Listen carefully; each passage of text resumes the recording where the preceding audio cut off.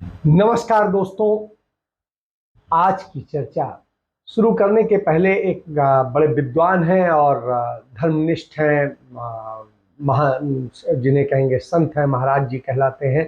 काशी क्षेत्र के रहने वाले हैं श्री केशव कृपाल जी।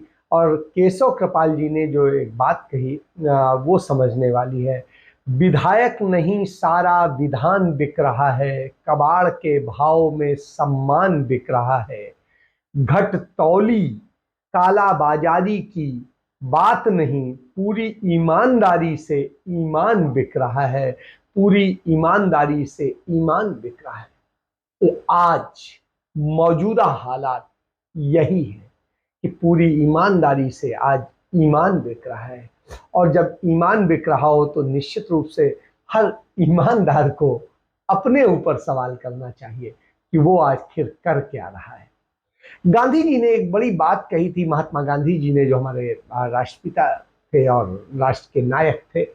उन्होंने कहा था, भविष्य इस बात पर निर्भर करता है कि आप आज क्या करते हैं। भविष्य इस बात पर निर्भर करता है कि आप आज क्या करते हैं।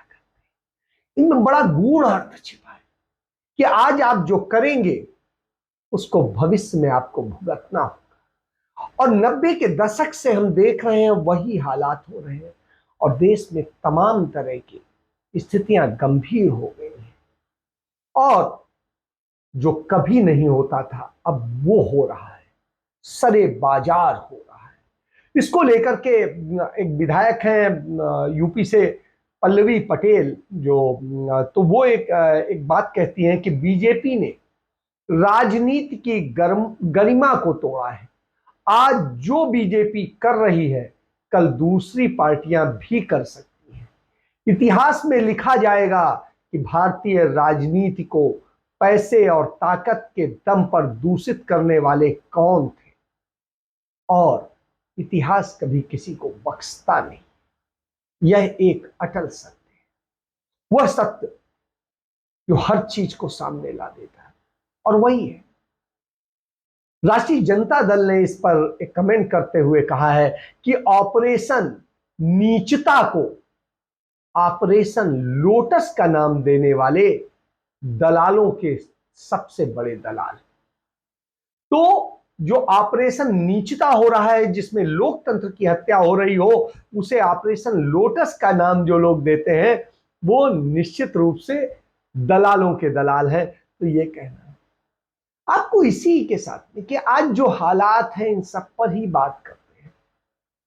इतने बुरे हालात, देश तमाम तरह की समस्याओं से जूझ रहा है, और ऐसे वक्त में भारतीय जनता पार्टी किस तरीके से सत्ता के लिए नैतिकता, मानदंड, मानवता, हर चीज की हत्या कर रही है। अब उसकी नीयत सिर्फ यह है कि शिवसेना के नेता उद्धव ठाकरे को ही नहीं खत्म करना है, शिवसेना को भी उनसे छीन लेना है और उन्हें भी खत्म करना है। महाराष्ट्र की जो एक मराठा राजनीति होती थी, उस राजनीति को भी धूल धूसरित कर देना है। और जो हिंदुत्व की बात करते थे, वो हिंदुत्व हमारे हिसाब से चलेगा, उनके हिसाब से समावेशी हिंदुत्व नहीं चलेगा। हिंदुत्व चलेगा कट्टरता का, हिंदुत्व चलेगा आग लगाने का। कहो वैसी बहुत सारी राजनीति, ऐसा नहीं है कि शिवसेना ही बहुत पाक साफ रही, उसने भी इस तरह से किया है। लेकिन कहते हैं देर आए दुरुस्त आए, सुबह का भूला यदि रात को वापस आ जाता है तो उसे भूला नहीं कहते। ये हमारी परंपरा है हमारे। तो शिवसेना ने सुधार किया था अपने में, और उन्होंने एक समावेशी शिवसेना बनाने की कोशिश की थी। और उस शिवसेना को जो समावेशी बनाई गई, जो डरपोक और कायर लोग थे उन्होंने मिलकर के शेर का शिकार किया है। और यही हुआ है कहां? महाराष्ट्र। महाराष्ट्र की स्थिति देखिए, और उसके बाद आप असम जो है इस समय बाढ़ से पीड़ित है, हजारों लोग मर रहे हैं, तमाम सारे लोग बेघर हैं। जब इतनी बुरी स्थिति हो, देश के तमाम हिस्सों में बुरी स्थिति हो, तो पूरी भाजपा काहे में लगी है महाराष्ट्र की सरकार तोड़ने में। कमोबेश यही स्थिति आपको 2020 की याद आएगी, जब कोरोना संकट से पूरा देश जूझ रहा था, देश की बुरी स्थिति थी, और उस वक्त में भारतीय जनता पार्टी मध्य प्रदेश की सरकार गिरा रही थी। यानी उसे देश की चिंता नहीं थी, सरकार की चिंता थी। महाराष्ट्र की सरकार गिराई, उसके बाद में कर्नाटक की सरकार गिराई।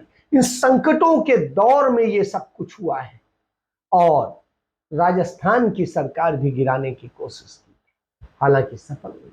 तो ये संकटों के दौर में जब ये होता है तो निश्चित रूप से और ज्यादा शर्मनाक हो जाता है, क्योंकि ये मानवता के लिए भी खतरनाक होता है। आपको एक चीज कहेंगे, आज ही का वो दिन है 2024 का, जो है 24 जून ही था, जब संजय गांधी का जहाज एक्सीडेंट हो गया था और उन्हें एक प्रकार से मरणासन हालत में ही आरएमएल अस्पताल लाया गया। इंदिरा गांधी दौड़ी दौड़ी आरएमएल अस्पताल पहुंची, और इंदिरा गांधी जब पहुंची तो थोड़ी देर बाद में चंद्रशेखर और अटल बिहारी वाजपेयी दोनों लोग भी तुरंत जो है पहुंचे वहां पर। और वहां पहुंचने के बाद में दोनों ने इंदिरा गांधी को सांत्वना देने की कोशिश की, मगर इंदिरा गांधी ने उनका कोई जवाब नहीं दिया, और थोड़ी देर शांत रहने के बाद कहा कि मैं आप लोगों से बात करना चाहती थी। असम की हालत खराब है। असम की हालत खराब होने से यह है कि इंदिरा गांधी ने कहा कि इसलिए हम कहते हैं कि कांग्रेस को चाहे जितनी गालियां दे लो, मगर यह भी समझ लो कि उसने देश की एकता और अखंडता को बचाए रखा। असम हो, पंजाब हो, कश्मीर हो, नॉर्थ ईस्ट हो, सब जगह लगातार उसने संभाला। खुद इंदिरा और राजीव ने इसके लिए बलिदान दिया, तो इंदिरा और राजीव के बलिदान को आप भूल रहे हैं। मगर महाराष्ट्र में क्या हो रहा है आप खुद देख रहे हैं आज के हाल। अब देखिए, तो इंदिरा गांधी ने असम के हालत पर चिंता व्यक्त की और कहा कि उसके लिए हम सबको मिलकर कुछ करना चाहिए। और यहां क्या है, असम जूझ रहा है। वहां के मुख्यमंत्री जो है 16,000 रुपया प्रति कमरा के हिसाब से जो कमरे हैं, उन जो है 50 कमरों को बुक करके रखा हुआ है। पूरा होटल जो है ब्लॉक कर दिया गया है। आप समझ सकते हैं, खाना पीना दूसरे खर्चे अतिरिक्त हैं। तो इस तरह से उन विधायकों पर इतना बड़ा खर्च हो रहा है, लेकिन असम के लोग एक बोतल पानी के लिए तरस रहे हैं। वो बाढ़ में बह रहे हैं, पीने का पानी नहीं मिल रहा है, शौचालय जाने को नहीं मिल रहा है, आश्रय के लिए नहीं मिल रहा है, लोग नेशनल हाईवे पर किनारे पड़े हुए हैं, और यह बुरी दशा है। इसको आप देखिए। इसके पहले आप एक और चीज समझ लीजिए, बड़ी जो बहुत महत्वपूर्ण है, और महत्वपूर्ण यह है कि पहले एक तरफ हम इस जगह जूझ रहे हैं, दूसरी तरफ भारतीय जनता पार्टी तोड़ मोड़ करके सरकार बनाने पर सब कुछ फोकस किए हुए, प्रधानमंत्री उस पर फोकस किए हुए। दूसरी तरफ चीन ने हमारे 1,000 किलोमीटर भूमि पर कब्जा कर लिया है, हमारी सीमाओं पर जो है वो अपने इंफ्रास्ट्रक्चर खड़ा कर रहा है। इसके लिए भारत नहीं बोल रहा है, भारत सरकार नहीं बोल रही है, भारत के मिनिस्टर्स नहीं बोल रहे हैं, प्रधानमंत्री के मुंह से आवाज नहीं निकल रही है। और अमेरिका का सैन्य कमांडर यहां आता है, और यहां की वार्ता के दौरान वहां पर जब चर्चा होती है तो वो खुलकर बोलता है कि ये स्थिति है। और तब भारत के अफसरान, जो सैन्य अफसरान थे, वो स्वीकार करते हैं हाँ ये बड़ी बुरी स्थिति, बड़ी गंभीर स्थिति है। लेकिन फिर भी हमारे प्रधानमंत्री के मुंह से एक शब्द नहीं निकलता है, और स्थिति ये होती है कि चीन हम पर कब्जा करता चला जाता है, और हमारे प्रधानमंत्री नहीं बोल रहे हैं, जबकि सारे तथ्य सामने हैं। और अब चीन तो एक ताकतवर देश है जो अमेरिका को भी चुनौती देता है, लेकिन अब नेपाल भी हमें किस तरीके से दिखाने लगा है, आंख दिखाने लगा है किस तरीके से। अब आप समझिए, न जाने क्यों जो लाल आंख का मौन है वो अभी भी जारी है कि उत्तराखंड में की सीमा पर नेपाल ने हमारी भूमि पर कब्जा भी कर लिया और वहां निर्माण भी। तो आप समझिए, इसके पहले आपको याद होगा 2020 में ही नेपाल ने हमारे बिहार के क्षेत्र में गोलीबारी करके कब्जा कर लिया था 5 किलोमीटर जमीन, और ये अब उत्तराखंड में हो गया है। तो चीन भी कब्जा कर रहा है, नेपाल भी कब्जा कर रहा है, जो बिल्कुल बच्चा है। और इन हालत में हम खड़े हैं, एक शब्द नहीं बोल पा रहे हैं, हम देश पर बात नहीं कर पा रहे हैं। हमारा सैनिक मर रहा है, हमारा सैनिक जो है दुखी है, सैनिकों के परिवार दुखी हैं, और जो किसानों के परिवार हैं वो दुखी हैं, और जो बच्चे तैयारी कर रहे थे सेना में जाकर के देश की सीमाओं की रक्षा की, जहां आपने चीन और नेपाल जैसे तमाम देशों को घुसेड़ रहे हो उसे बचाने के लिए, तो आपने उन्हें अग्निवीर बना दिया, और अग्निवीर बना करके बर्बाद कर दिया, उनका भविष्य बर्बाद कर दिया, उनको बर्बाद कर दिया। इसको लेके वरुण गांधी ने एक बड़ी अच्छी बात कही। उन्होंने कहा, ये वरुण गांधी वही हैं जो संजय गांधी के बेटे हैं और भाजपा के सांसद हैं। उन्होंने कहा, अल्प अवधि की सेवा करने वाले अग्निवीर पेंशन के हकदार नहीं हैं, तो जनप्रतिनिधियों को यह सहूलियत क्यों दी जाती है? राष्ट्र रक्षकों को पेंशन का अधिकार नहीं है, तो मैं भी खुद की पेंशन छोड़ने के तैयार हूं। क्या हम विधायक सांसद अपनी पेंशन छोड़ यह सुनिश्चित नहीं कर सकते कि अग्निवीरों को पेंशन मिले? मुझे बताना पड़ेगा कि वरुण जी, आपको पेंशन छोड़ने की कोई जरूरत नहीं है। भारत सरकार ने जो तमाम कारपोरेट समूहों और उनके जो लाखों करोड़ रुपए का उनका कर्ज जो है, बैंकों का कर्ज माफ कर दिया है, तमाम तरह की रियायतें दी है, उन्हीं में यदि हल्का सा सुधार किया जाए तो शायद उनकी क्या, देश के तमाम लोगों की पेंशन अपने आप निकल आएगी, कोई समस्या नहीं। राहुल गांधी ने पूरी चीजों को लेकर के बहुत विस्तृत कहा है। राहुल गांधी ने कहा, एक तरफ देश के परमवीर हैं और दूसरी तरफ प्रधानमंत्री के रूप में नरेंद्र मोदी का घमंड और तानाशाही है। क्या नए भारत में सिर्फ मित्रों मीन्स अदानी अंबानी जैसे कारपोरेट घरानों की सुनवाई होगी, देश के वीरों की नहीं?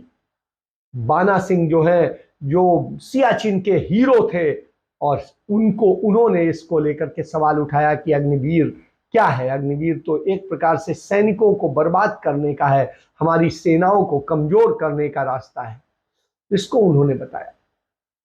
पिछले 2 साल से आर्मी में एक भी भर्ती नहीं हुई है। 2018-19 में 53,000 जिसे कहेंगे 53,431 भर्तियां हुई थी, और 2019-20 में 80,572 भर्तियां हुई थी, और 20-21 में एक भी भर्ती नहीं हुई, और 21-22 में भी एक भी भर्ती नहीं हुई, जीरो है। तो 2 साल से भर्ती नहीं हुई, और जब भर्ती की आप बात करते हैं तो 4 साल के ठेके पर अग्निवीरों को लाकर भाजपा ने लाखों युवाओं के देश सेवा के सपने को तोड़ा है। तो राहुल गांधी इनको लेके बहुत भावुक होकर के कहते हैं, इन आंसुओं से ऐसा सैलाब उठेगा जो प्रधानमंत्री के सत्ता के घमंड को तोड़ कर रख देगा।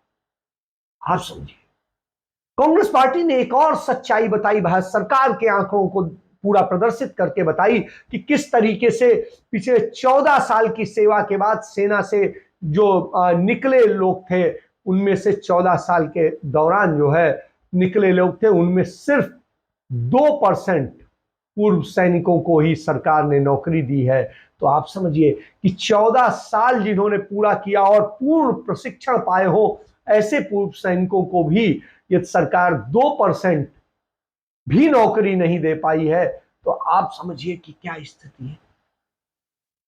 क्या आप कहेंगे? इनसे आप देश के भविष्य की बात करेंगे, देश की सुरक्षा की बात करेंगे, देश के लिए बात करेंगे? वो अपने भविष्य को बचाएगा कि देश के भविष्य के लिए सोचेगा? आप देश के भविष्य को खराब कर रहे हैं, बर्बाद कर रहे हैं।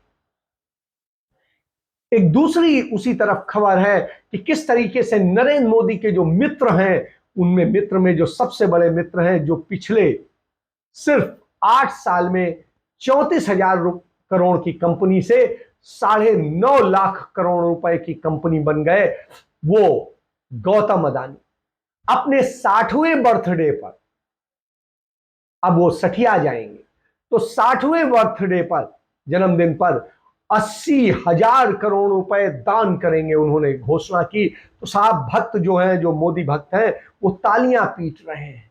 बीजेपी का आईटी सेल अदानी अदानी कर रहा है, उनकी हवा भरने में 4 दिन से लगा है। और जो देश का दलाल मीडिया है, चाटुकार मीडिया है, गोदी मीडिया है, वो इसकी वाहवाही करने में लगा हुआ है। तो आप समझ लीजिए।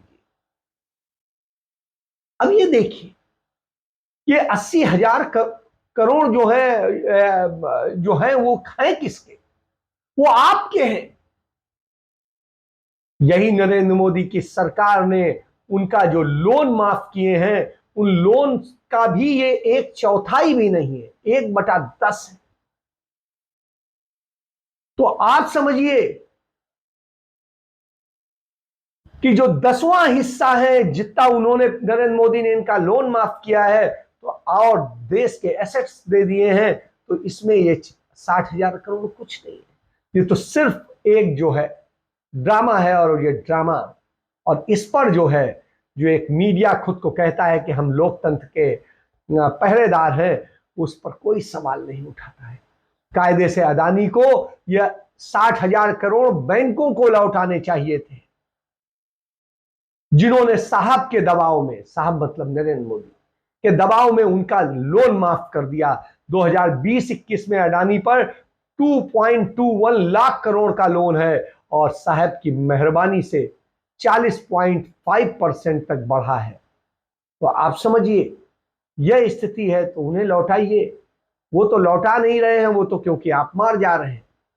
तो आप अब उसको कहां पर दान करेंगे? वो भारतीय जनता पार्टी को दान करेंगे कि किसको दान करेंगे, ये समझ। दूसरी तरफ हम इन्हीं सब कारणों से हमारे देश के रुपए की हालत रोजाना बद से बदतर हो रही है। और आज की स्थिति यह है कि डॉलर के मुकाबले रुपया अपने इतिहास में और भी नीचे चला गया है। और देश की जनता मोदी से जब यह सवाल पूछती है, क्या यही है वो अच्छे दिन जिसका आपने सपना दिखाया था? आज समझिए, ₹78.5 का $1 हो गया है। और जब यह स्थिति हो तो चिंता का विषय होता है। इसका मतलब है देश गर्त में जा रहा है, देश की अर्थव्यवस्था गर्त में जा रही है। यही कारण है कि आपका रुपया इस तरह से जा रहा है। और नरेंद्र मोदी ने मुख्यमंत्री रहते हुए यही बात कही थी कि जब रुपया गिरता है तो देश के प्रधानमंत्री की साख गिरती है। तो अब आप समझ लीजिए किसकी साख गिर रही है। तो जब ये स्थितियां हो तो चिंता का विषय है, लेकिन कुछ अच्छी खबरें भी होती हैं।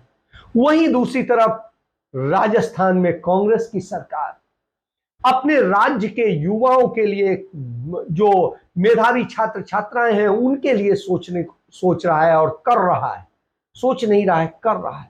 राजस्थान सरकार ने Rajiv Gandhi scholarship for academic excellence योजना शुरू की है। और उस योजना में राजस्थान के जितने होनहार हैं, जो सरकारी खर्च पर विदेशों के 150 विश्वविद्यालयों और संस्थानों में पढ़ सकेंगे, और इसके लिए उसने तैयारी की है। तो आप समझिए, एक तरफ ये सोचा जा रहा है, दूसरी तरफ कहते हैं हम धन बचाने के लिए जो है हम अपने सैनिकों को पेंशन नहीं देंगे, तमाम दूसरे लोगों की पेंशन छीन लेंगे, दूसरे और चीजें होंगी, और सब जमा करके किसको देंगे? अदानी अंबानी को देंगे। और चाइना हमारे यहां कब्जा करेगा, नेपाल कब्जा करेगा, और दूसरे कब्जा। तो इस तरह देश को असुरक्षित करते हैं। और जब आप देश को असुरक्षित करते हैं तो हमें आज का दिन याद करना चाहिए। आज वही 24 जून की तारीख है जब देश में पहली बार 1206 में दिल्ली सल्तनत में पहले मुस्लिम सल्तनत ने, सुल्तान कुतुबुद्दीन ऐबक ने, कि ताजपोशी के साथ में यहां पर मुस्लिम सल्तनत स्थापित हुई थी। तो यह दिल्ली सल्तनत के स्थापित होने का वक्त, जिसको लेके आप विरोध करते हैं। और ये खड़ी हुई थी कैसे? ऐसे ही गद्दारों के कारण, जिन गद्दारों ने देश को कमजोर किया था, देश की सीमाओं को कमजोर किया था, देश की जो तत्कालीन स्वदेशी शासन थी उसको कमजोर किया था, और गद्दारों ने कमजोर। तो आप तो उनके गद्दारों के साथ खड़े हैं। और वो गद्दार आप लेकर कहां जाते हैं? कभी सूरत, कभी गुवाहाटी। गुवाहाटी में भी जो मुख्यमंत्री है वो भी किसी पार्टी का गद्दार। तो गद्दारों की पूरी फौज जमा आपने कर ली है, क्योंकि गद्दारों के ही साथ आप रहे। देश की आजादी में भी आप देखिए गद्दारी कौन कर रहा था? उसी संगठन के लोग जो आज खुद को राष्ट्रवादी कह रहे हैं, वो गद्दारी कर रहे थे। स्वतंत्रता संग्राम सेनानी बताने के लिए उनके पास एक नाम नहीं है, सिंगल नाम नहीं। इतनी बड़ी स्थिति देखिए। और दूसरी तरफ नफरत फैला करके किस तरीके से और लोगों को करने की कोशिश होती है, इसका एक उदाहरण समझ लीजिए। सोनू सिंह नाम के युवक ने, जो फिरोजाबाद का था, उसने सोनू सिंह ने एक ट्विटर हैंडल पर लेडी डॉन नाम से एक अकाउंट बनाया और फिर राशिद और सुलेमान के नाम से फर्जी तरीके से गोरखनाथ मंदिर और अन्य जगहों को बम से उड़ाने की बात लिखी। पुलिस जो है इस चक्कर में सुलेमान और राशिद को गिरफ्तार कर ले आई और उनको पता नहीं कहां कहां किस किस तरह से आतंकवादी घोषित करने में लग गई। और पुलिस ने जब अब जांच पूरी आई है, ट्विटर हैंडल ने इसका पूरा रिकॉर्ड दिया है, तो पता चला है कि यह फिरोजाबाद का रहने वाला सोनू सिंह है, पुत्र रामनाथ है। यह कोई मुस्लिम आक्रांता नहीं था, कोई और नहीं था, कोई साजिश नहीं थी। तो आप समझिए कि ऐसे वक्त में करते हैं कि जब चुनाव चल रहा हो, कुछ चल रहा हो, तो ऐसे वक्त में एक माहौल बनाते हैं और उस माहौल के जरिए हिंदू मुस्लिम और दूसरी चीजें खड़ी करते हैं। और ये हिंदुत्व का यही एजेंडा है। हिंदुत्व हिंदू धर्म नहीं है। हिंदुत्व जो है वो हत्यारा धर्म। हिंदुत्व एक धर्म नहीं है। सनातन धर्म की हत्या करने वाला जो है वही हिंदुत्व है। तो उस हिंदुत्व पर चलने वाले कहीं सरकारें गिराते हैं, कहीं सरकार बनाने के लिए नफरत फैलाते हैं, कहीं समाज को तोड़ते हैं और कहीं देश की सीमाओं पर विदेशियों को कब्जा करा देते हैं। और जो देश के लिए समर्पित हैं, मरने को तैयार हैं, उन जवानों की पेंशन भी छीनते हैं और उन्हें अग्निवीर बना देते हैं। तो यह सच है। इस सच को जितनी जल्दी आप पहचानेंगे, देश का भविष्य बचेगा, बनेगा। नहीं तो गांधी जी ने बिल्कुल सही कहा था कि भविष्य इस बात पर निर्भर करता है कि आप आज क्या करते हो। वही सोचिए, आप भी सोचिए, हम भी सोचते हैं और देश को बचा लीजिए। लोकतंत्र की हत्या हो रही है, उसे बचा लीजिए। गणतंत्र तोड़ा जा रहा है, उसे बचा लीजिए। मानवता खत्म की जा रही है, मारी जा रही है, उसको बचा लीजिए। समरसता को बचा लीजिए।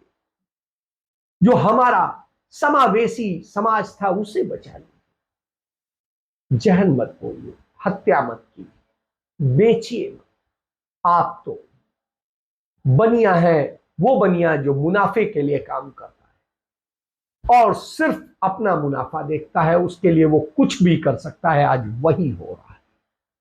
आप कुछ घरानों के साथ खड़े होकर के, जो व्यापारिक घराने हैं, देश को पूरी तरह बेचने पर तुले हैं और उसके लिए आपको चाहिए सत्ता। तो एन केन प्रकारेण किसी भी तरीके से सत्ता हासिल किया जाए। जितना पैसा खर्च किया गया है महाराष्ट्र सरकार को तोड़ने के लिए, उस पैसे से